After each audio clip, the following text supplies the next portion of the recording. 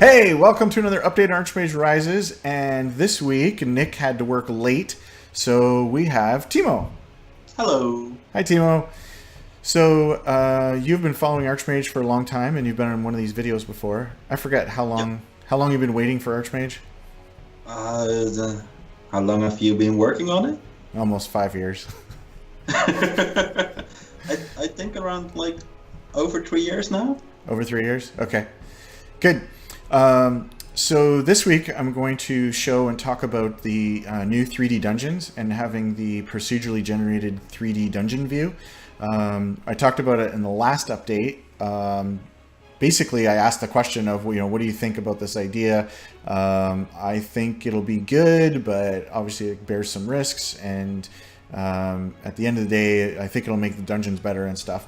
And in response to that, there was one person named Barbecue Bomb who posted saying, yeah, I'm actually concerned about that. You have a terrible track record of getting releases out.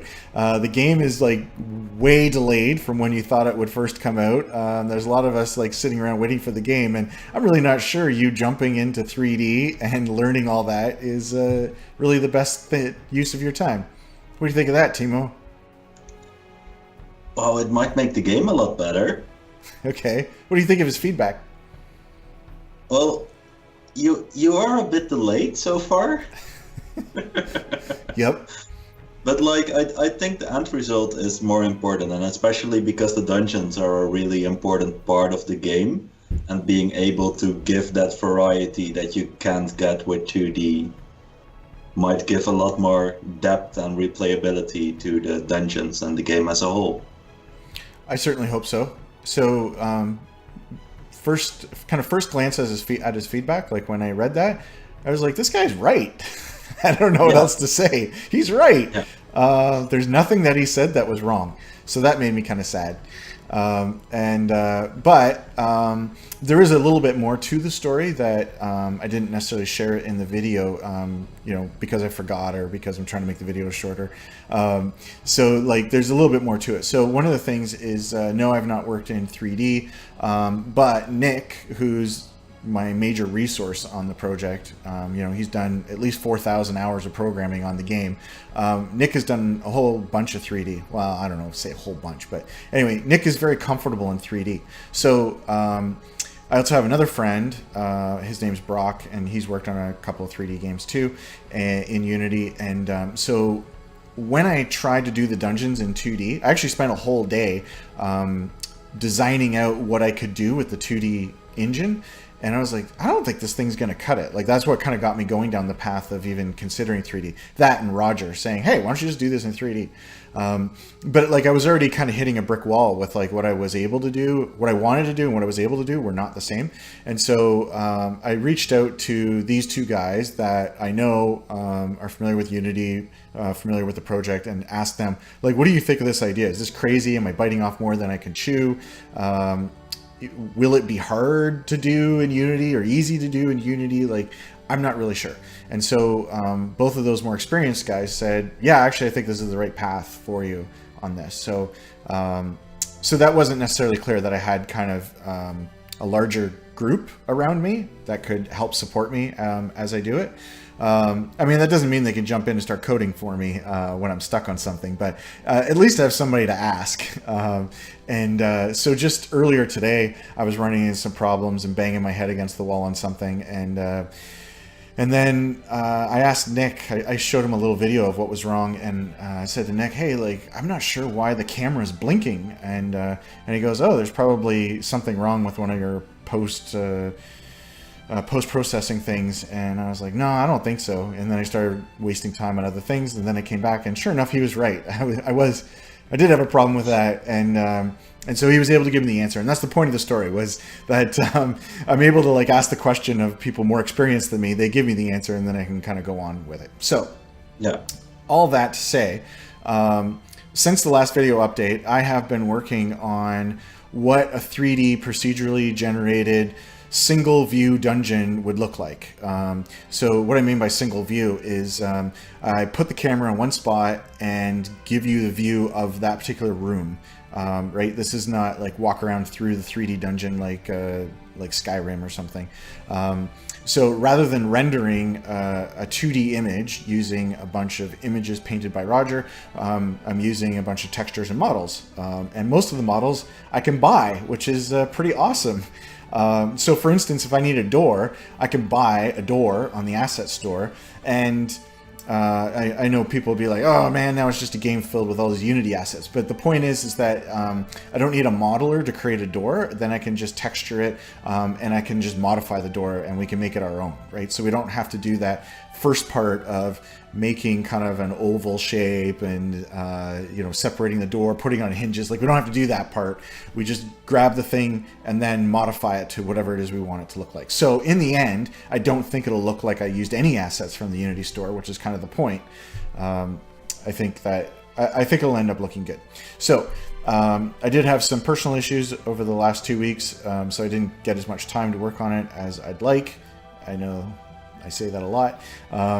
But anyway, I have worked on it a bit, and I do have a little something to show you, Timo, and everybody else that's watching this, how I'm progressing with the 3D room generation. And so I'm going to run the game, and then you can see what I've been working on. Yeah, because last time it was just a proof of concept, like we can render something in 3D and this might actually work. Yes. And now it's really generating a room. Okay, so you can see that. Nice. Okay. And so I got the post-processing effects on. So this is not going to win me any awards yet. So I'll just tell you kind of what I've been working on here and where I still have to go with it. I've been working on getting it to just generate a room and to put stuff in it, put crap inside of a room. And so all I had was a barrel so far. And so I filled the room with barrels. And I know that's not a very thrilling dungeon room, but it actually looks kind of neat. So what is happening here is I have this little script that allows me to generate a room.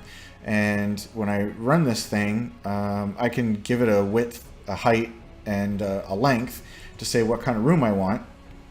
And then when I run it, then it generates the geometry. So it's creating the walls, the floor, the ceiling, and all that stuff. Right now, everything is textured the same. So I can run this a lot of times, and I have been. And you'll see that it picks out the walls and then places doors on them. And it sort of randomizes where the doors are placed. One thing that I wanted to fix was doors were sometimes hard to click on the Mac version because it's a 16 by 10 screen as opposed to 16 by 9. And so I have code that will make sure that the doors are within camera view. That's something that is fairly easy to do in 3D. So anyways, it figures out the walls, it figures out where to put the doors, centers them, and then it fills the room with a bunch of crap. So imagine this being more interesting things than just barrels. But if I run it again, you'll see that the barrels are always different and differently placed. And I'm no artist. Everybody already knows that.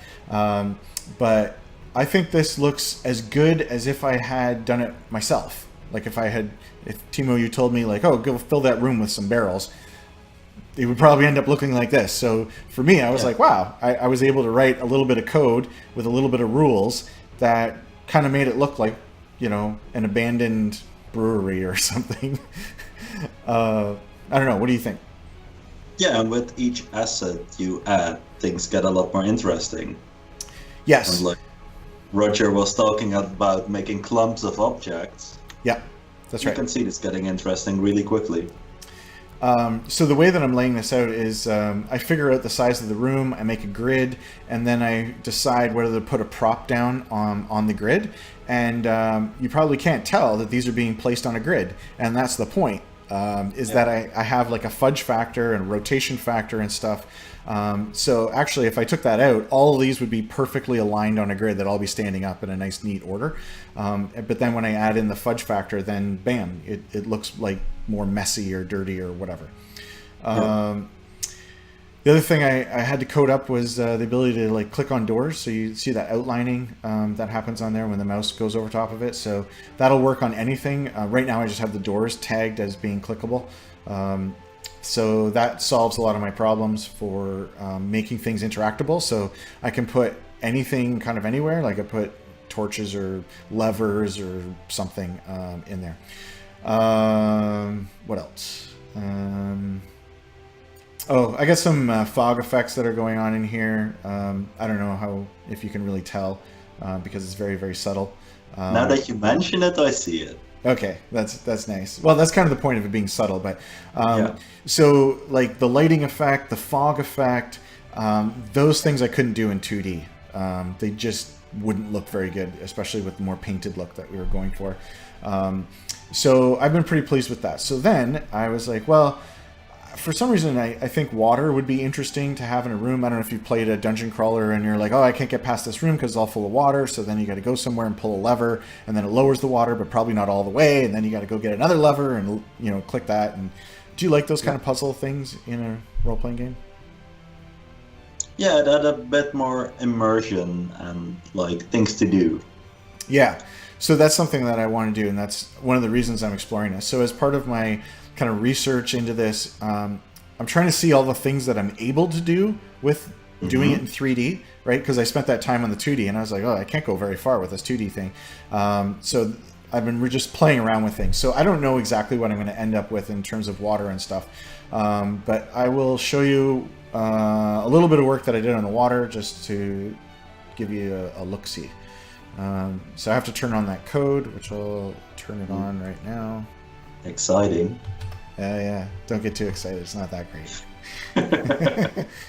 Okay, so I have a little bit of code that is filling this room with water. So once I start running it, it takes a little while. I forget how low I put the water, so it has to start filling it up. So anyways, we'll see the water. Can you see the water? Oh, yeah. Yeah, okay. So there's the water, and then I was like, hey, I wonder if I could do some kind of effect when you go underwater, and then I got this kind of effect. That looks really neat with the reflection on the bottom of the water. Yeah. So I did this in about, 15 minutes, and I was like, wow, 3D is like really handy. There's a lot of cool things I can do. Yeah. So I have found this very encouraging. Yeah, it gives you a lot of possibilities. Yeah.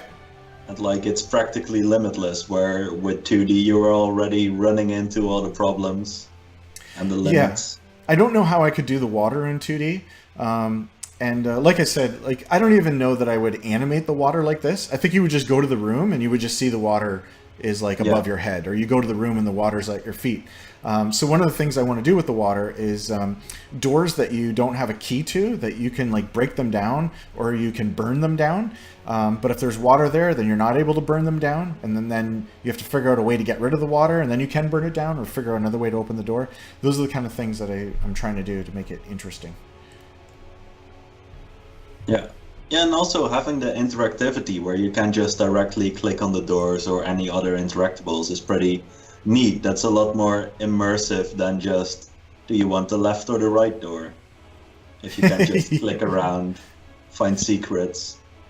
Yeah, by having a lot more items being able to be placed, because I have the proper perspective now by using a 3D camera, there could be like more things in there. Now, the worst case scenario is that there's something covered up by something, right? There's like, I don't know, a treasure chest, but it's covered up by a statue that I procedurally placed, and you can't actually click on it, and that's where the quest item is. So those are the kind of things that I have to solve.